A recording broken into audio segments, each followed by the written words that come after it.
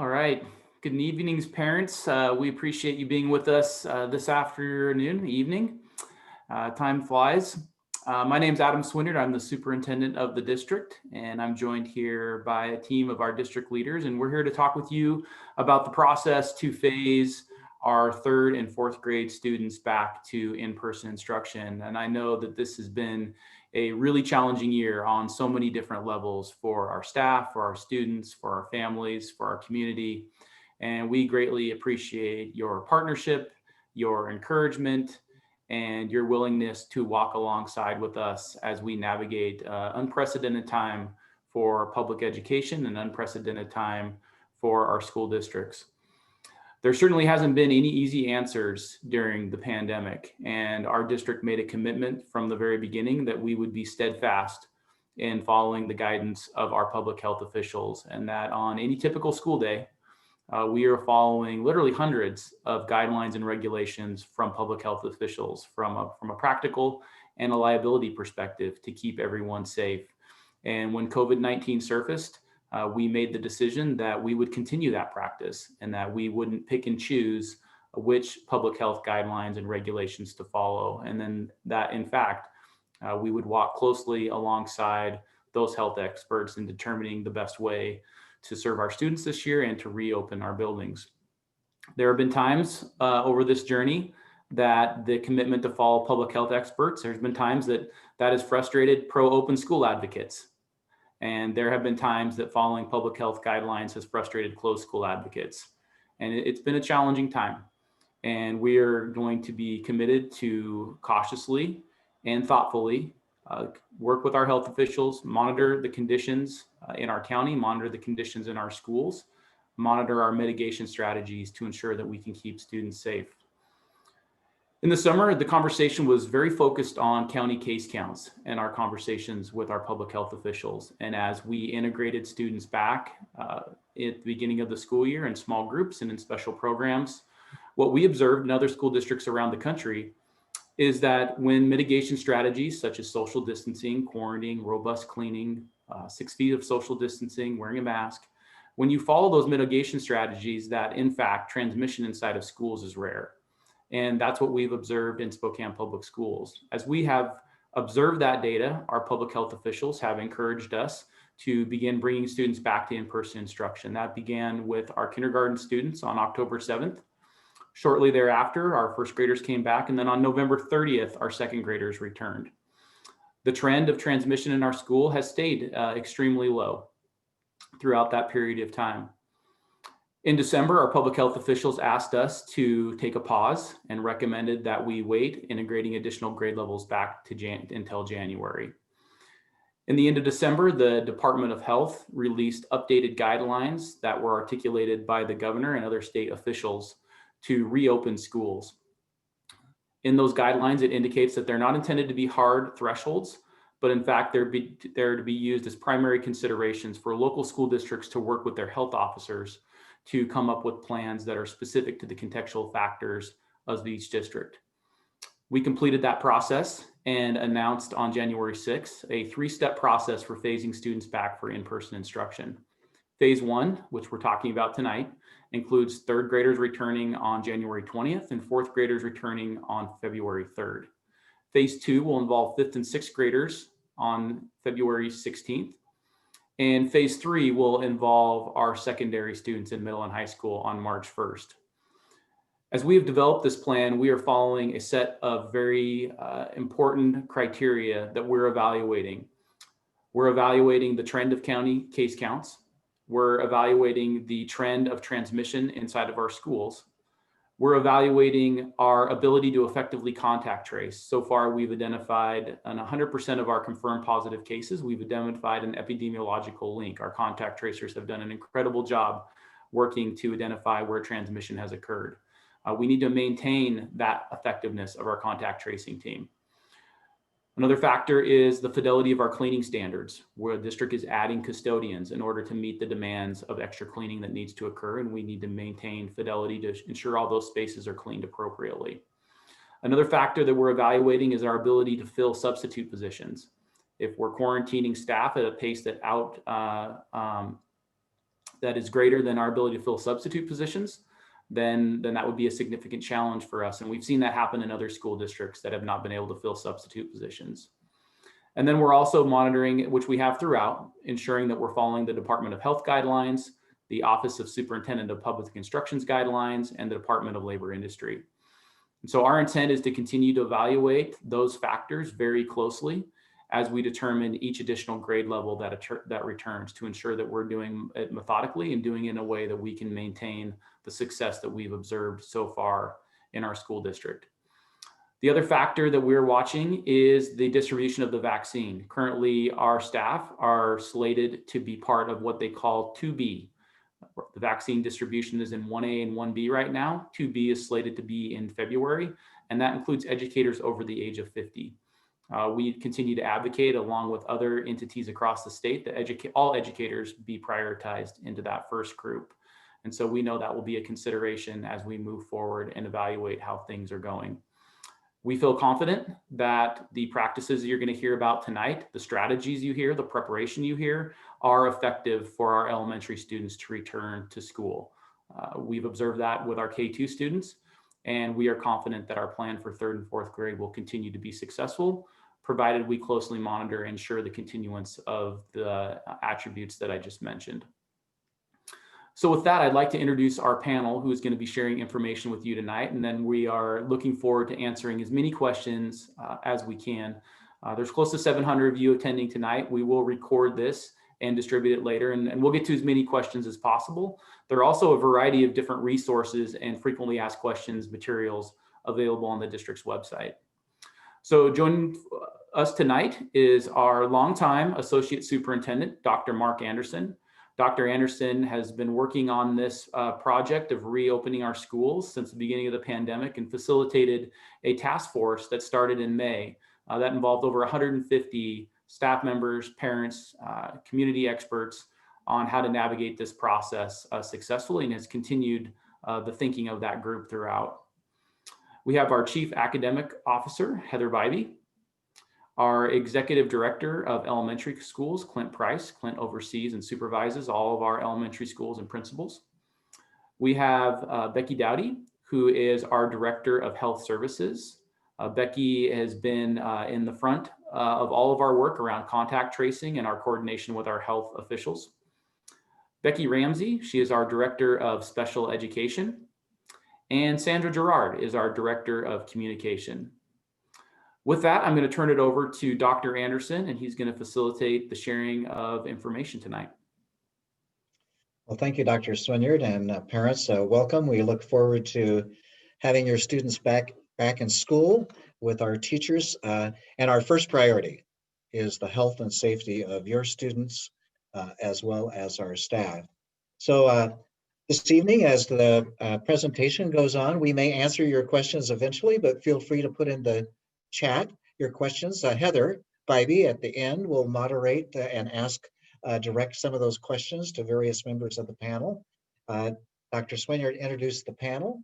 So with that, we have, starting last summer, had a number of people involved in studying how to best open our schools. We had a task force that had several subcommittees.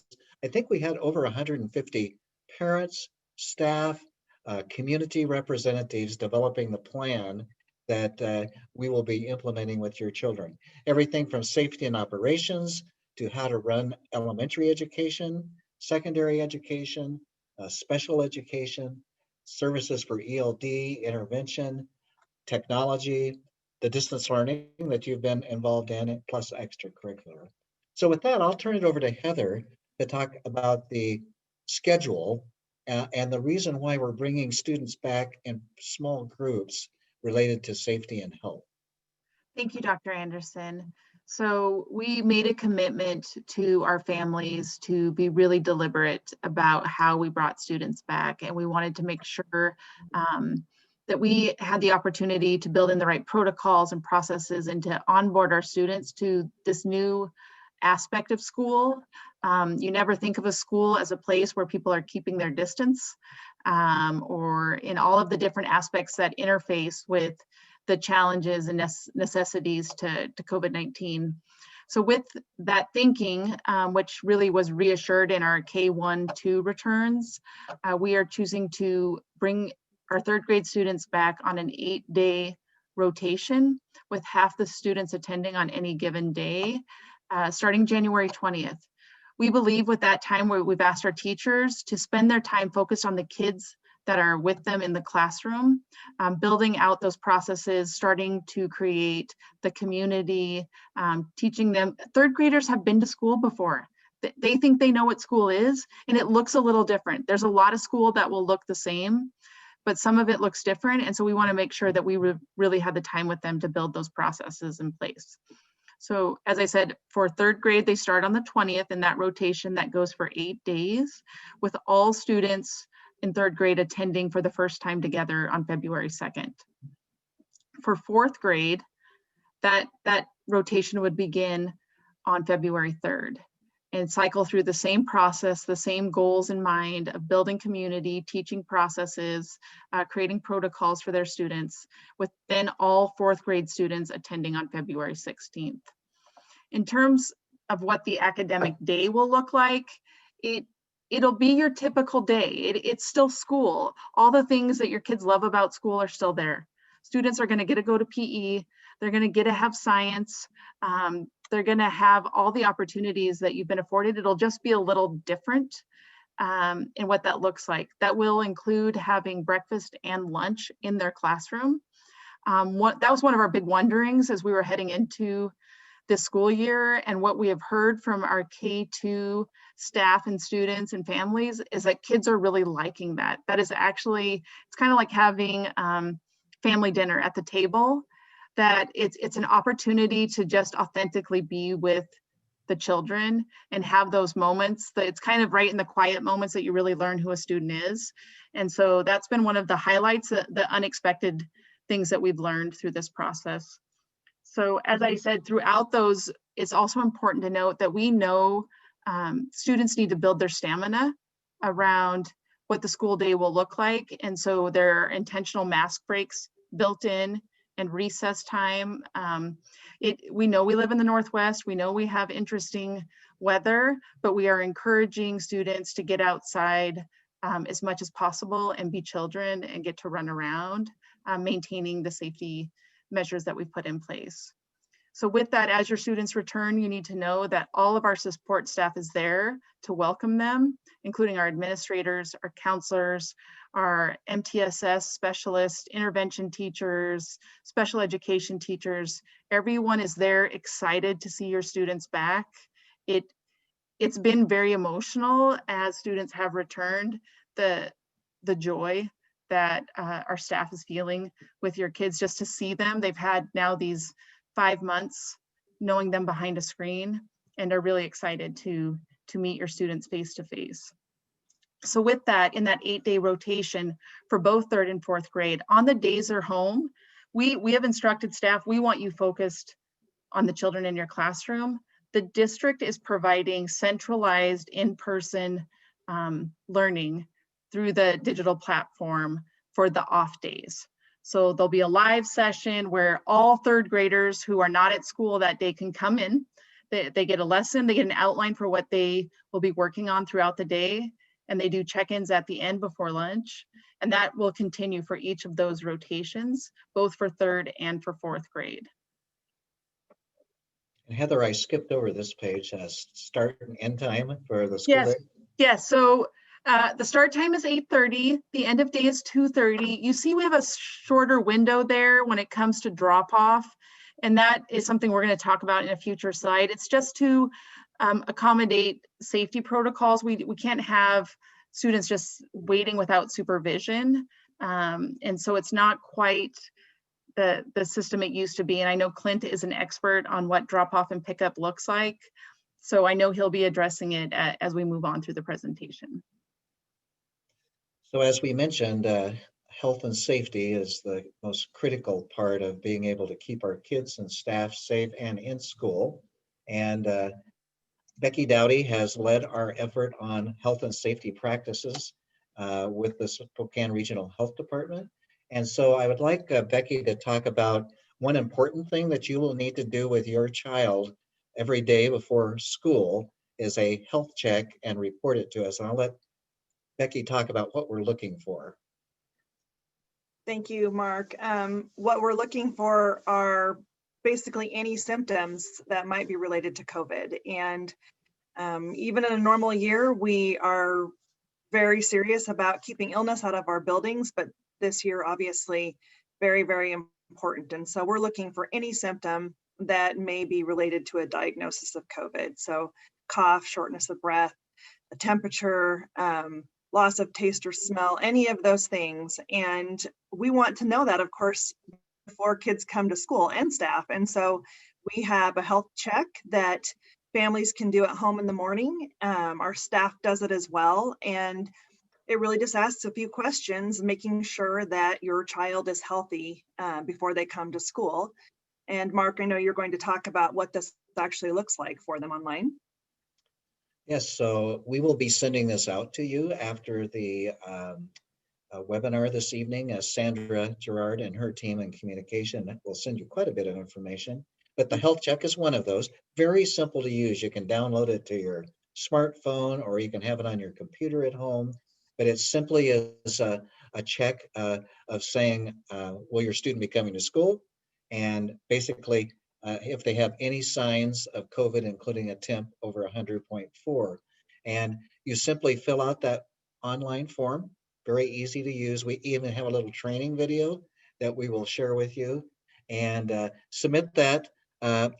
We would prefer 30 minutes before the student arrives at school, but for sure 15 minutes before school and 15 minutes before they would get on the bus if your child is going to take bus. So the SpokaneSchools.org health check, very easy to use and it comes to our office and teaching staff. They use it to see if it was done. If it hasn't been done, your child will be asked to come to the office and they'll go over it with them verbally and doing a check with the thermometer. But we would prefer, just to help make the day go smooth, if you would do that before school starts. So we also have a meal program, as many of you have been participating in it. The federal government has provided a free breakfast and lunch program for students through June. And as Heather said, we are having students eat 6 feet apart in the classroom. The cafeteria would be too crowded. There are special meals available for students with allergies, and the website link there is SpokaneSchools.org/meals. Students can bring their own lunch if they so choose, but we're finding about 80% of our kindergarten, first and second graders are taking advantage of the school lunch and breakfast, and it's working out very well for them. And our teachers are supervising students while they eat in the classroom. And then while they're at recess, the teachers get their lunch break. So it's been working very well so far, and we think it'll work well for your students as well. Regarding transportation, if you qualify for transportation services, we would ask you to get signed up before the first day of school off of our website. Health check is required before the student boards the bus. Face coverings have to be worn on the bus. We are cleaning the buses between every run thoroughly with approved disinfectant that's safe for kids. We are keeping the windows down a little. That's recommended by the health department for increased airflow. And so during this winter months, please make sure your student is dressed for cold weather. And again, as I mentioned, I believe starting next week, the link is available for accessing your exact route and when pickup and drop off times and your bus number. With that, these are all the health and safety protocols, that we've been reviewing. And I've asked Becky to highlight particularly the face coverings and the hygiene practices and the physical distancing. So with face coverings, I think we want to go to the next slide. So our biggest question, I guess, is what type of face covering can the students wear when they come to school? And we're really looking for a cloth face covering that is like a cloth mask that we see everybody out and about wearing. Students can wear a face shield if it has skirting down below, which it drapes down underneath the face shield. And if your student is not, if for whatever reason they forget their mask or they lose it during the course of the day, we do have a supply of disposable face masks available at the office, and teachers can have access to those as well for their classroom so that we can put a mask on a child if they don't have one. For students who can't wear face coverings, we require a note from their provider that gives us a reason for the student not wearing a mask. And so haven't seen this very much, and it really has been a very rare occurrence where we've had a need to have a note from a provider for this. So face shields also can be used by our instructional staff when they're at the front of the classroom teaching. And so when they're up in front of the class and they want the students to see their face, they're able to wear the face shield. And then when they move away from that area that they're teaching, they need to put their masks back on. And for students who don't want to follow those rules and requirements for wearing a face mask, really we're doing a lot of redirection, a lot of education and reinforcement, just like any other expectation that we have of students in the classroom. Mask wearing is one of those, and so we would approach that in the same way that we would with any other rule that we have for the kids. So hand washing, obviously, always very important, particularly with kids. We're really emphasizing that this year in an effort to not spread those germs throughout the classroom and shared space. And so we're having kids wash their hands at the beginning of the day, before they eat, after they eat, when they're coming in and out from recess, and before the end of the day. And we are having students who can use hand sanitizer. We have that available for them to use in the classroom with staff supervision. And our fantastic custodial staff is paying extra special attention to high touch areas, any sort of doorknob, light switch, any place where lots of hands are touching. Our custodial staff, again, is really working hard to make sure that's done on a daily basis. So and social distancing. Oh, yeah, go ahead, so, Mark, sorry. Vicky. So social distancing has been one of those logistical challenges for us. And that's why kindergarten through fourth grade are able to come back eventually full-time every day, because we have limited the number of students in our classes to 20.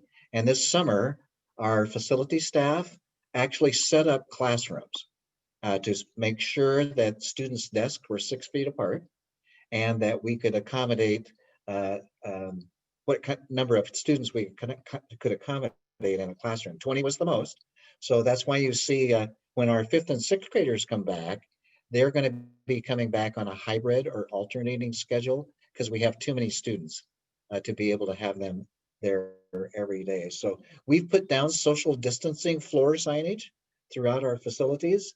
Our classroom desks, we have spaced out 6 feet apart with dots for on the floor so that folks know where they are to go.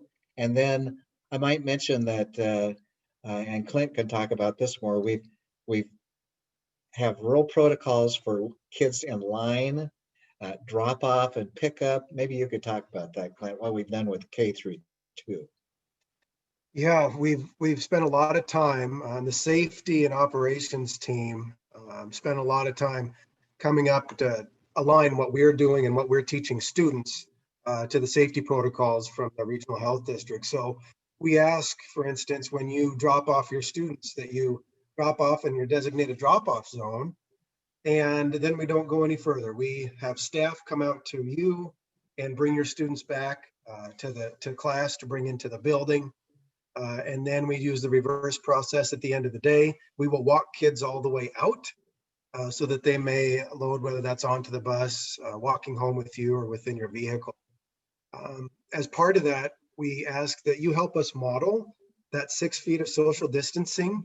We know there'll be lots of other family and friends there, but it really helps the students understand the importance of that 6 feet social distance if you help us with reminding students and ourselves to keep that 6 feet of social distance and wear our masks while we're on the school site. Those things have allowed us to have K2 up and going very successfully, and now have 3 and 4 coming back. Then Becky, I'd ask from a health perspective, why 6 feet apart? What's the health reason for that with COVID? So we're trying to stay outside of that range when somebody coughs or sneezes or speaks, the little droplets that come out of their nose and mouth. And so that is thought to be a safe distance. And that, in addition with our face coverings, keeps our germs to ourselves. Becky Ramsey, who's our director of special ed, she's had several students back since the beginning of the year. And Becky, any special considerations of what special needs students are doing and their teachers are doing with them? Yeah, just everyone's been doing an excellent job with the COVID safety protocols, maintaining the social distancing and the cleaning. And even when we do have, in that very rare occasion, a student with a mask exemption, we're able to keep the learning environment safe and students socially distant. What if I have a resource room student who's not been back yet in person? How will it work for me to access my resource room teacher? Great question. So starting with this 3rd graders coming back, they will be able to work with their resource room teacher as they had pre-COVID. So if they typically went to the resource room and worked in a small group, we'll be able to do that moving forward. Just ask again that they maintain social distancing in those small groups and have their face coverings, but the same safety protocols will be followed as the general ed classroom. And I think, Mark, I would add that, one of the natural inclinations as a parent is, well, how does the district know these things work? How do you know it's effective? And that is a good question, and it is a reasonable question, and it's a question that every parent asks, that I ask as a parent. And what we know is what we've observed and what the most updated science and what our data shows. And that when you follow these strategies, when you socially distance, when you wear a mask, when we robustly clean, when we aggressively quarantine, what our data shows, and we have K2 kids back, as we mentioned, it's over 5,000 kids that are in our buildings every day with hundreds of adults. We have only had 7 confirmed positive cases of transmission inside of our schools. So we're going to continue to be vigilant. We are not going to take any type of relaxed stance. We're going to be very, very focused on making sure that all these things are done with fidelity. and we're going to watch the data very closely. And we've got some time now where we've had students back, and a pretty significant number of students where these mitigation strategies have demonstrated that transmission's rare. So it doesn't mean there is no risk. There isn't a no risk scenario. That our health officials are clear about that. However, they've been really clear that is extremely low risk. And so that's what our plan is predicated on. So we've talked about resource room and special needs, and Becky or Heather, you mentioned at the beginning that students will be able to see their specialists, like their music, their PE, with social distancing and so forth. Where do they go for PE, or where do they go for music? Well, when we started this with kindergarten, we actually had those teachers coming into the kindergarten classrooms, but we learn as we go, and we figured out our systems enough that we are confident that students can now travel. And so if I'm a third grade teacher, I will travel to the gym and have PE. With the small class sizes, we have the gyms marked out for spacing, and the health and fitness teachers have designed instruction that kind of meets the needs of the moment. That's true in music. We were talking today with the head of the music, and she was talking about lots of clapping. There's lots of clapping as part of their instrumentation, lots of tapping on their chairs. Teachers are getting really creative to engage kids in some really fun activities that still gets them learning and not so cognizant of the space between them. Thank you. So Becky, probably a question that many parents have about related to health and safety is, what happens if some student or adult, there's a sign of COVID?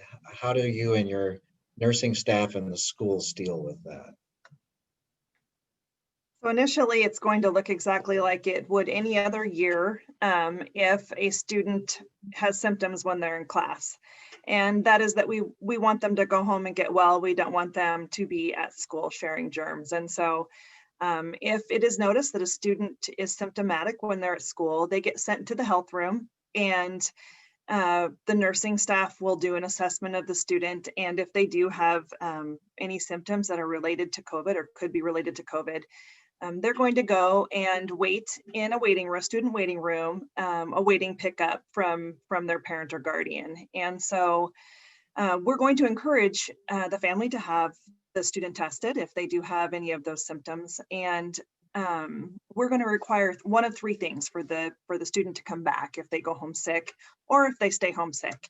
And that is that they have a note from their provider saying that they don't have COVID, proof of a negative COVID test, or they need to stay home 10 days from the onset of their symptoms. And that is all health department guidance that we have been following since we started back to school. So in addition, we will be having that school-based testing that will be available to any students who have symptoms or any staff who have symptoms. So. And that just started this week, is that right, at the school-based testing for COVID? Yes, yep, this week on Monday. Well, eventually, if a student has a symptom at a school, will the nurse be able to come and test them at the school? Yes, and we can do that now. We do have some mobile testing capabilities, but eventually it should be living in the health rooms where they can just be tested before they go home with the parents' approval. And Dr. Swinyer, I think we feel pretty fortunate that we were selected to be one of these pilots for testing at school. How many? There's only like 10 school districts or something? Yeah, we were selected as one of 10 school districts in the state to participate in this testing program. And then that's a reflection of the work that we've done and the success we've had being really thoughtful and following public health guidance. So we're grateful for that opportunity. We believe that it's going to be an effective mitigation strategy to layer on another element of safety for our students.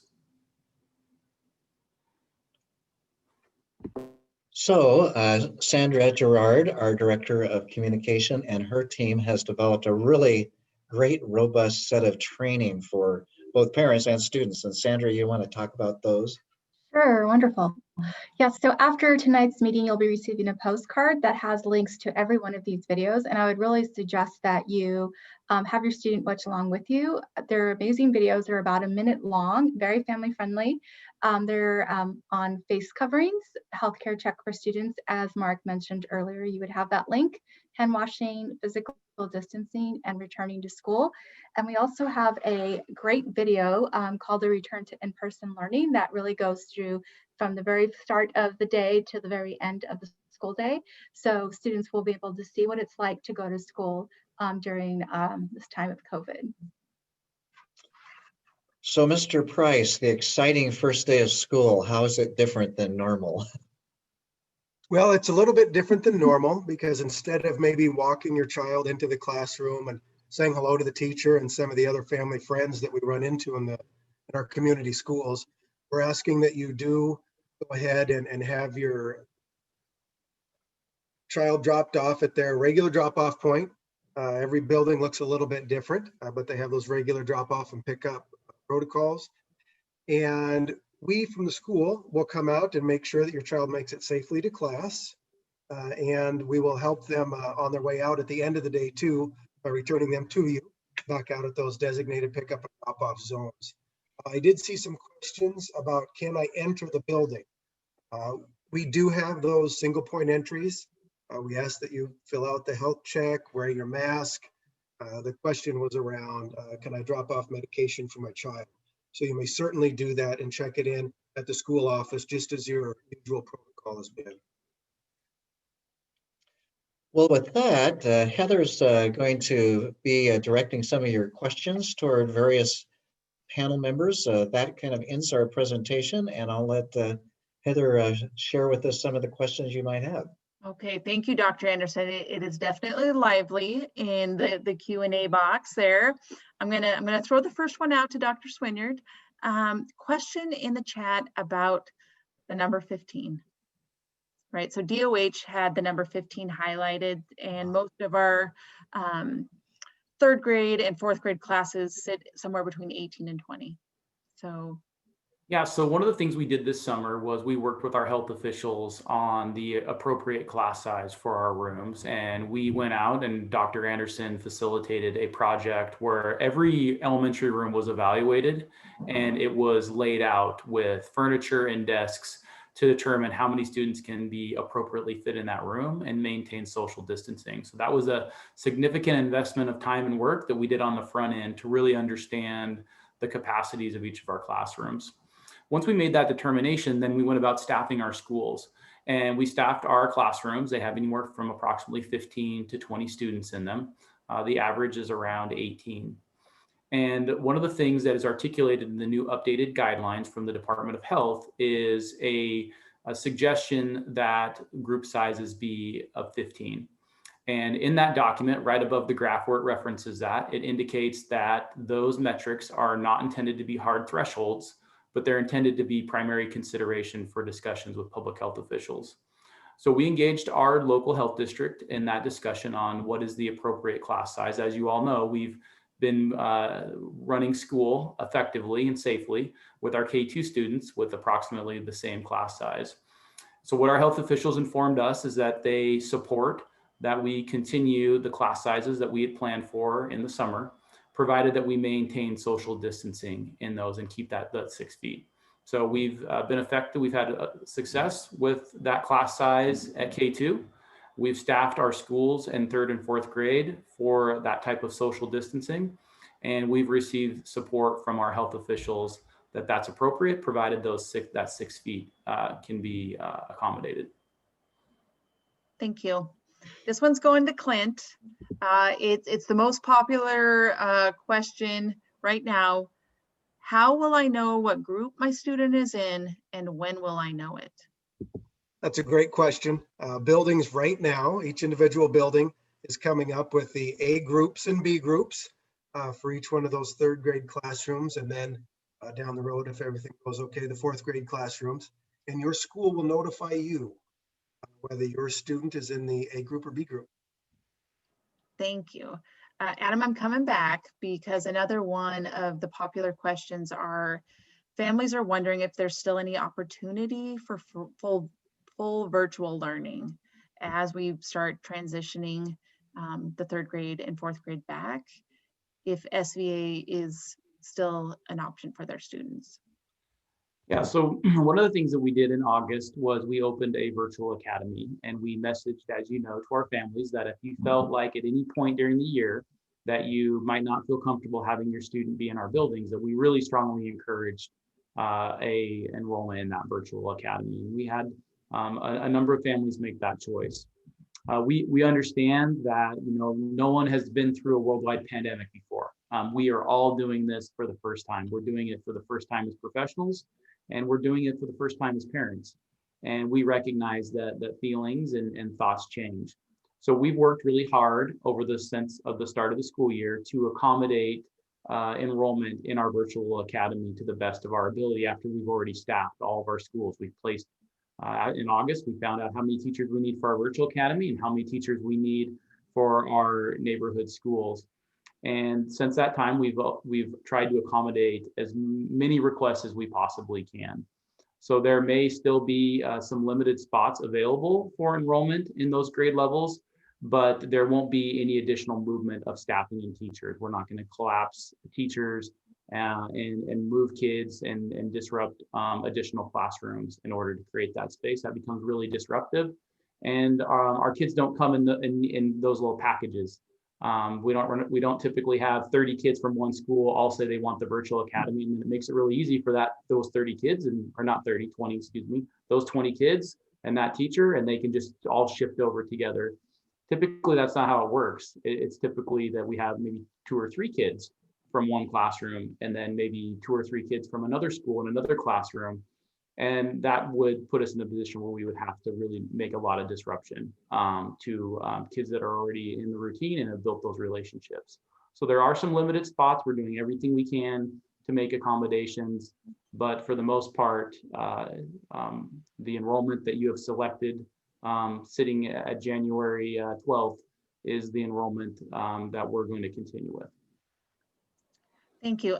Nurse Becky, I'm coming with a series of testing questions.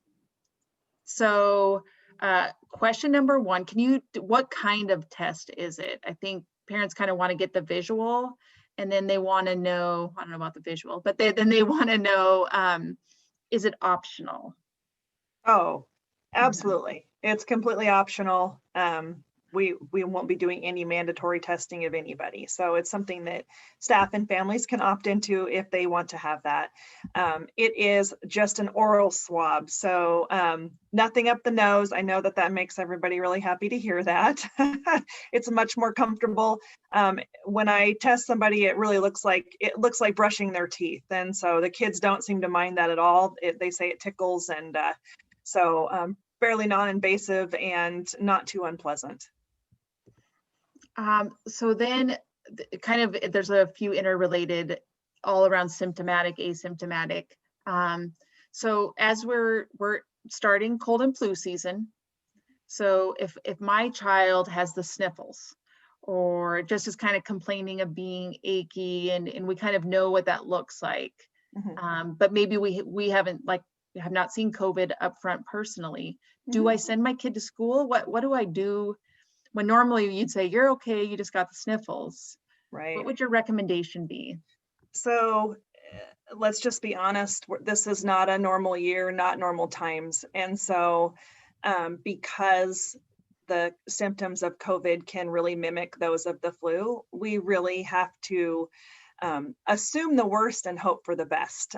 So when and this is true for staff too, something that you wouldn't necessarily make a big deal about in a normal year, you put a couple of those things together, and we really just need to know whether or not you have COVID. And it is pretty widespread in the community right now. And so we just want to make sure that we're not bringing it into our buildings. So everything is out of a complete abundance of caution at this point in time. Thank you. Clint, about coming to school. No, they're 3rd graders and 4th graders. They have a little bit more independence. What are we saying to families about their students walking, riding the bus? Is there a time that they should arrive? Is there a process that you would recommend for families? Most families will be able to arrive and depart school as they always have. So if your student is a walker, they're more than welcome to walk to and from school. And we also give the reminder that it's a little bit different. When we've in the past been able to accept students a little bit earlier. We need students as close to 8:30 as possible because we serve breakfast within the classroom. Prior to COVID, we were serving breakfast starting about 8 o'clock. So we had supervision for students, for some students before then. Now that we're serving students within the classroom at 8:30, we ask that we have students that are pretty close to the 8:30 time instead of earlier. Dr. Anderson, I've got one for you. Have we looked at our HVAC systems as we were coming back to school, and what have we done to ensure that we have good air quality?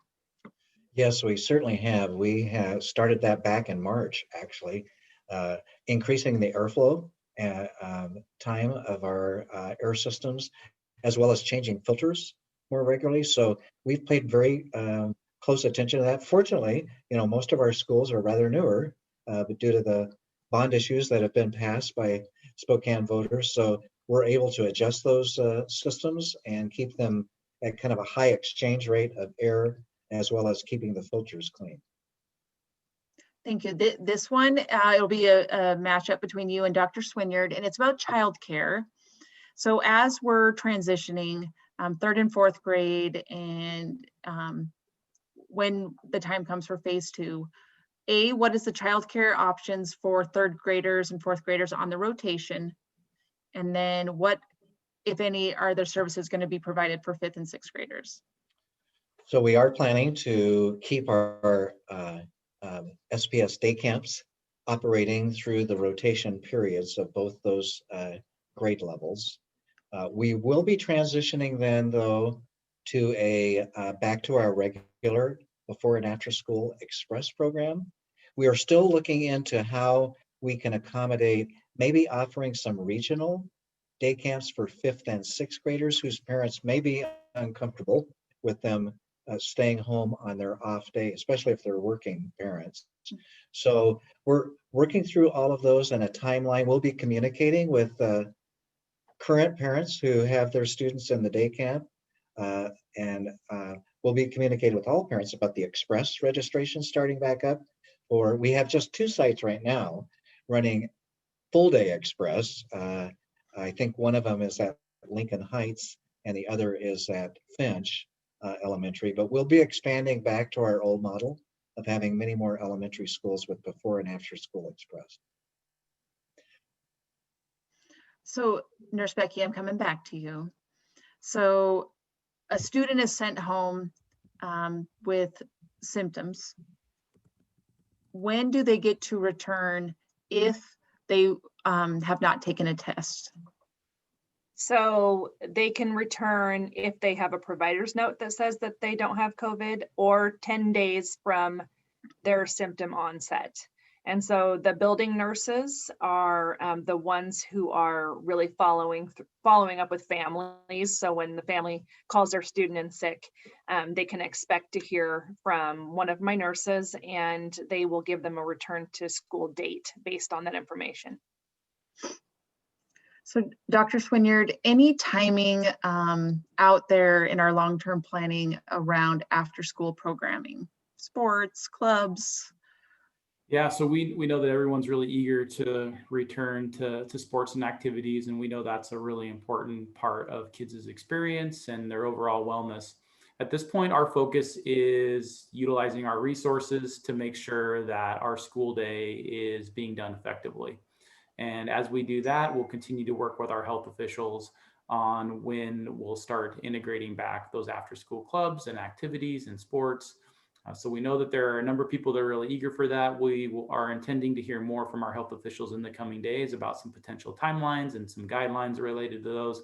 But right now, the emphasis is bringing kids back into the classroom and making sure that our custodial staffing, our contact tracing, our substitute capacity, all those resources are focused on doing that well. Thank you. Questions around, sorry, I lost my train of thought. So it's how many students, if there's a positive student in the classroom, what have we seen in the quarantining? Like, are we quarantining whole classes? What does that look like? I think there's there's a lot of questions around how will we be notified? Will we be notified? If so, what does that look like? There's just so much new information as families are processing. So I can speak to what it looks like if we have a case in the classroom, and then I'll let Sandra touch on the communication part of that.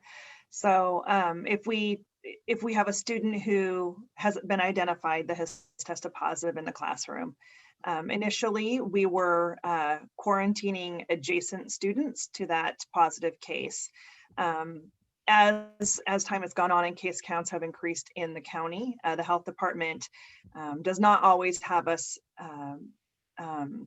quarantining adjacent students to the sick student, just because what they have found is that there is no transmission in that setting when students are sitting in class, and we do use assigned seating.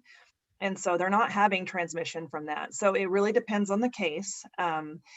Quarantining an entire classroom is not something that we have done, and it's not something that is at the level that we are at. It's not something that we're seeing. So we really try to keep it targeted. We work within the health department guidelines to make those decisions.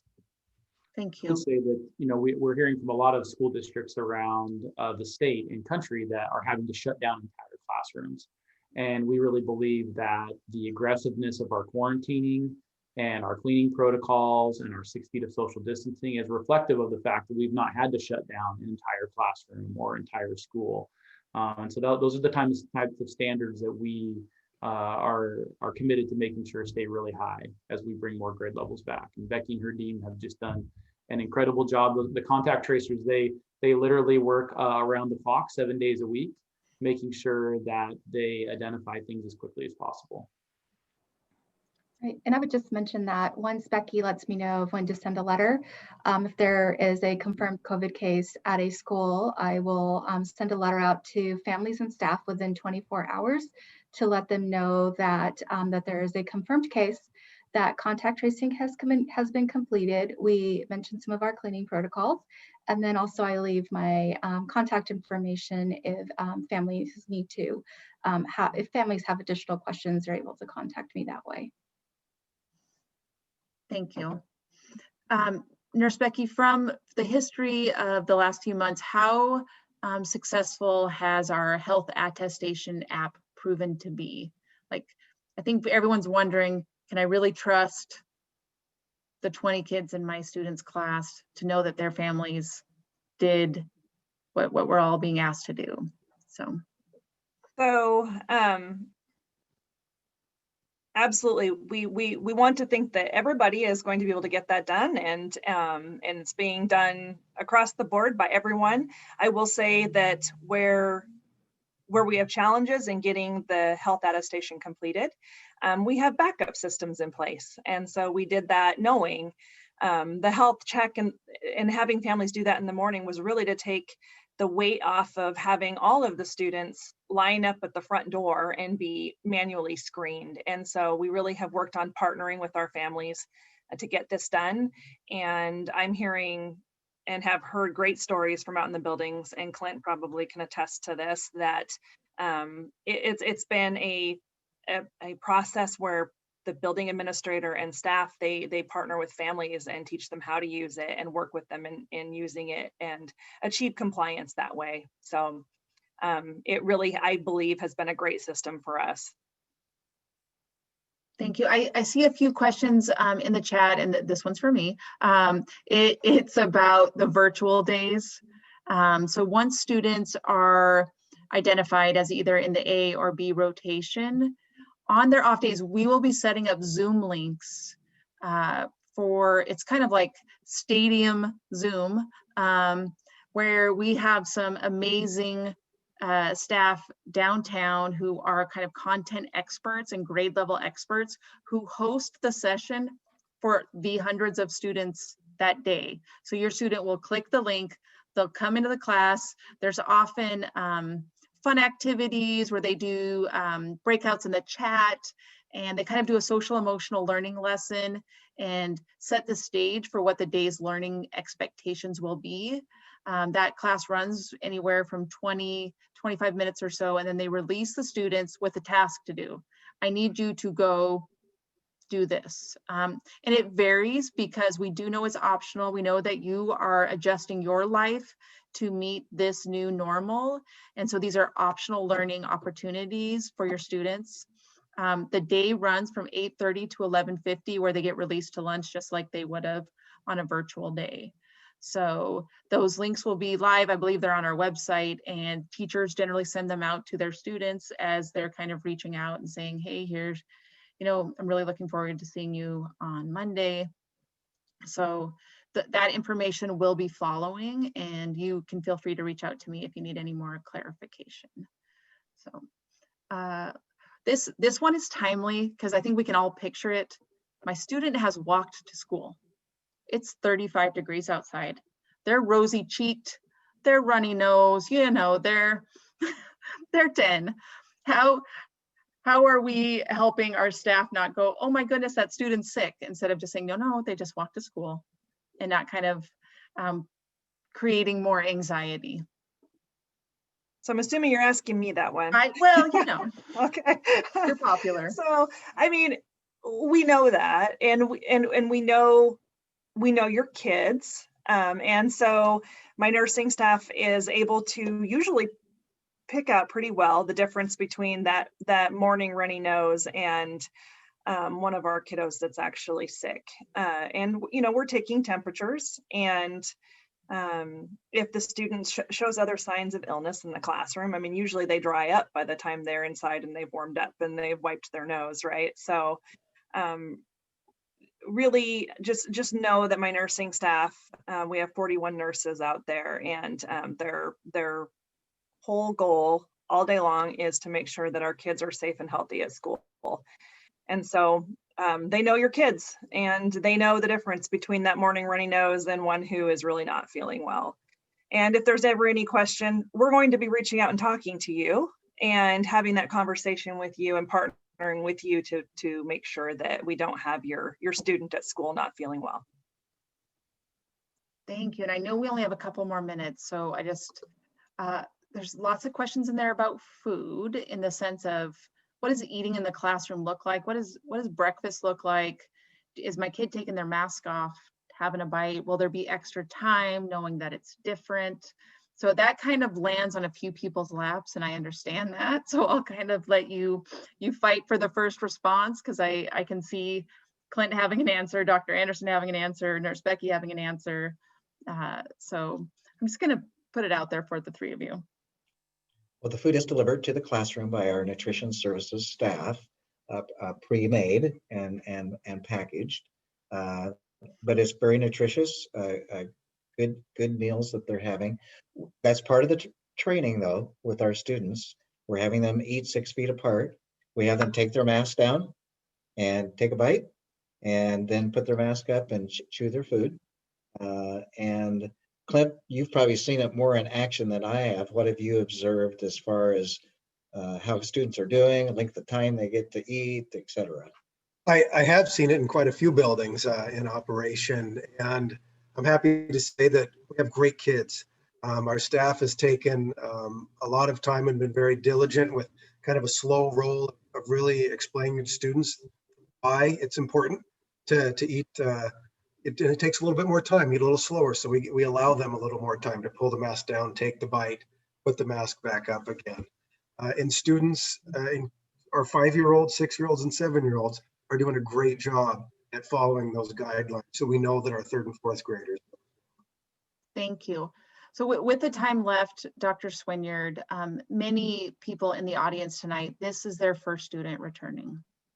And so they haven't been through this process where, the 8 of us have seen it in action, and we know it differently. What advice would you give to parents as they're processing over these next few days? What should they be talking with their kids about? What would you want them to know? Yeah, well, we just encourage you to continue to reach out. And again, we know this has been really hard. This has been hard on everybody in so many different ways. And we recognize that there's a lot of worry and concern. I mean, you are sending your most prized possessions to us. And I understand as a parent, my 2nd grader went back on November 30th. And, none of us have ever done this before in terms of navigating a pandemic. And what we really encourage you to do is just keep reaching out and asking questions. Reach out to your teacher, reach out to your principal, reach out to any of us. We're happy to meet with you and talk with you. The more information you have, the better equipped you are going to be to seek out a sense of comfort and to work with your student and process with your student what things are going to look like. We really do encourage you to talk with them about going back and to process with them. Some of them, you never know how your kiddo is going to respond. I've got 3 and they are all so different. And the way they process things, the way they worry, the things they worry about are all very different. And I'm sure that many of you have had that very same experience in your home. So engage your kids, you know them best. Talk with them about some of the information you've heard tonight, like what's it going to look like and wearing a mask and being socially distanced. They've been away from us for a long time now. And what they're coming back to is going to be in many ways the same smiling teachers, the same love of learning and the same type of caring environment. But there's going to be some things that are different. Wearing a mask, not eating in the cafeteria, the way that they walk in lines, the way they show up to school, the way they use the playground. So there's going to be some differences. So we really encourage you to talk with them, process with them about that. The unknown is scary. And the more that we can talk with our kids and process and seek to eliminate that unknown to the greatest extent possible is going to help them make for a better transition. What I can tell you is, we spend a lot of time walking through schools and I see lots of happy faces. I see, you can see the little edges in the side of the masks. And I hear a lot of joy and I see a lot of happiness in those K2 students. And I see teachers that are so happy to have their kids back. And I see kids doing it. I see kindergartners wearing masks. I see kindergartners socially distancing. Are there reminders? Absolutely. Do we deal with things and have set a really high expectation for those safety standards? Absolutely. But they're doing it. And I am confident that your 3rd grader and your 4th grader are going to have a very similar experience in our schools. And our commitment to you is to continue to watch this really, really closely and to monitor the situation really, really closely and continue to make the best decisions we can in the moment with our health officials. So we really appreciate your time tonight. Thank you so much. We wish you well in the days ahead, and we look forward to seeing 3rd graders next week. Take care, everyone. Good night, everyone.